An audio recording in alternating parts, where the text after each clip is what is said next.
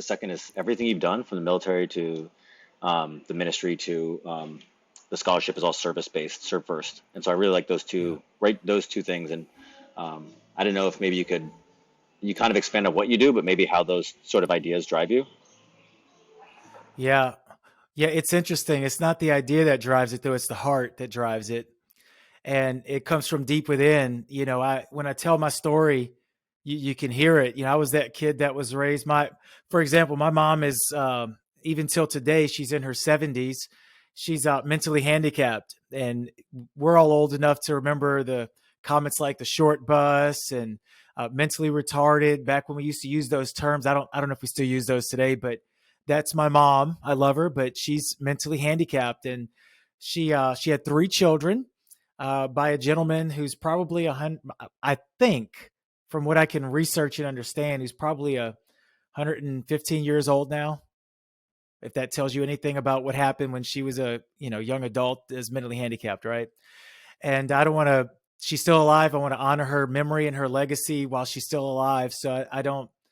I want to be real careful to love her well and tell my story, because what I do comes out of my story. But my mom, she gave so much for us. We were raised, of course, on food stamps and social security checks. My brother was also mentally handicapped, and so I was the only quote normal one in the house. And they both had bad speech impediments. When I was 9, 10, 11 years old, I would go to the bank and do the banking business. Yeah, I'd roll in there, and my mom would call ahead, "Hey, my son's coming." They would give me $1,500 back in 1989. That's probably $4,000 a day if inflation wise. And because I was in New Orleans, so yeah, I was a street smart kid. I wasn't book smart, but I was very street smart. So I'd like take a few hundreds, and I'd like fold them and roll them and stash them all over my body. And I would like put like a $10 bill in my pocket in case I got robbed. I'd give them like a 20 or whatever, and we could pay our mortgage or not our mortgage, but our rent for the month or whatever. And I would go back when there was food stamps, and my mom would send me to the grocery store on a bicycle, me by myself, to do the grocery shopping. And I would have to double the bags, those plastic bags, and I put them on the handlebars, and you roll them, you spin them so they come up higher, and you flip the little edge back over the top. If you're on YouTube and you're seeing us on YouTube, you can kind of see my hand gestures, and I would pump the groceries home in freezing cold New Orleans weather, and I'd have snot draining from my nose. I can go on for hours. I'll tell you one more. When I was in, I remember third grade, I would stand at the end of where you return your trays for lunch, you dump all the food out and throw it away. I would stand there at the end, and I would take other people's food that they didn't eat, because I knew I'd be hungry later on. Right. And it was a good meal. And so that's my childhood, and a lot of violence, and just was not a good deal. My uncle was a homeless man, and he started me skipping school in fourth grade. I'd just go to his house. He'd shotgun weed to his Doberman, and I'd eat chips and salsa for lunch. And that's what I did for fourth grade, half of it at least.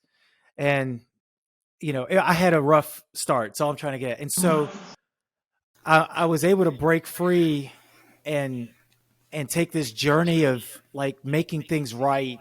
And so as I've done that, my life is now to bring others with me. So what I do in the Air Force, when I reach out to our airmen, our soldiers, our Marines, whoever I'm with, our guardians, is like, how can I help you in your journey? Because I had people step in and help me, and it's not just financially, but in all aspects of my life. And so I'm just so grateful and thankful for the man that I am, the life that I live. I'm very blessed in so many ways. And it's just time to give back. Like, what's the point in keeping it? You see what I'm saying? So that's where it comes from. It's deep in my heart and my soul. Yeah, how'd you get out? Did you get out through the military? So I joined the reserves, the National Guard at first, Army Guard, and I had to stay because to take care of my mom. I was it's called parentification, right? I was parentified at like 6, and so I kept that on me even when I was a guardsman in Afghanistan in '03 when I was there. I came home early because my mom needed me home. So like a month or so before my deployment ended, I got a hardship. She's mentally handicapped. I mean, how do you leave a mentally handicapped, especially if you've been the one who takes care of her whole life? And what I've had to do is I've had to learn how to set boundaries with my mother, a lot of boundaries with her. And I had to learn to create my own autonomy. And so it's a concept that I call soul autonomy, SOUL, soul autonomy. And I'm convinced everybody has this inside of them. It's not unique to me. It's just I learned to lean into it. And I was able to ensure my mom is okay from a distance.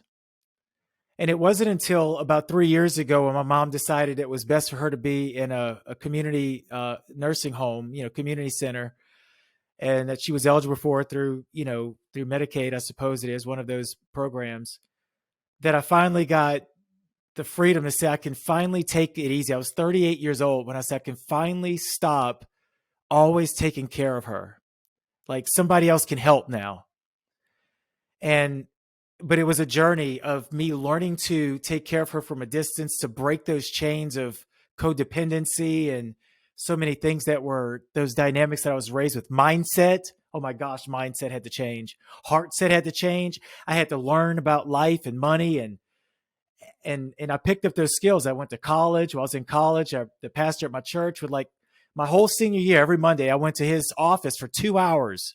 Not a small church, and he gave me 2 hours of his time. He like mentored me, and I would like look up to people who were like in those nice suits and they had money and they were, they had like professions and they were like really good at their craft. And I'd walk up to him and say, "Hey, my name's Jerry St. Pierre, and can you give me the top 5 principles that you operate on in life?"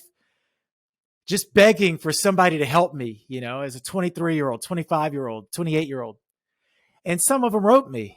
And I kept it, and I began to see themes. I said, "I'm keeping that. That's mine now." And I began to like internalize in my own heart and soul, like how to take what's inside of me, the man that I could be, and bring it out into the world. So that's, I had people help me to answer it in a short way, but it was a lot of work. I promise you, it was a lot of work. Yeah, it's not, they talk through how much of your habits are set at such a young age, and how you don't even really realize it. Yep.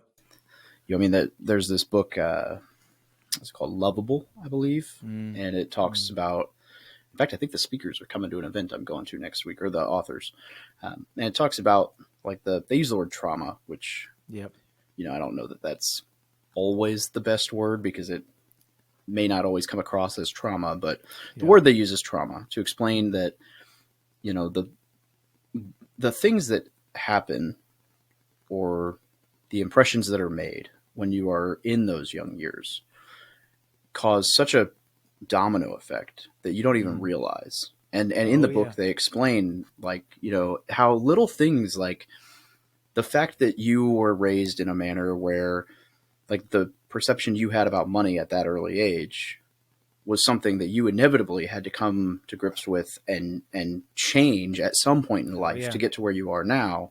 And it wasn't that anyone was misleading you or lying to you or whatever. I mean, it's like little things, like such as simple as the old adage of, the envelope system, or the, you have to, a penny saved is a penny earned, or like some of these things that you're taught at 5 years old that, you don't realize how deeply they root themselves. And so, it sounds like you had a lot to, I don't want to say to overcome, right? But definitely went through a lot of transition in your early 20s. Yeah. And I would use the word overcome, me, in my story, because that's what it is.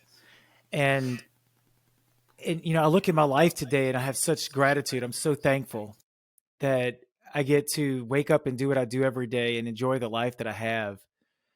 And, it's a beautiful place to be in life. It's where the meaning is found. It's like I get to wake up every day and what's deep in my heart is showing up in the world around me somehow, because I'm putting the work into it, whether it's a scholarship, whether it was investing in our real estate portfolio to create our wealth that we have today, whether it's, being able to bless people that call and say, "Hey, Jerry, I need a hand."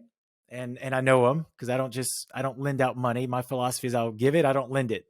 So here you go, it's yours, that kind of thing. Because I need some money. Can you give me some? Well, that's why I have the Life of Money Coach podcast. See, I'm helping people create their own identity and own independence financially.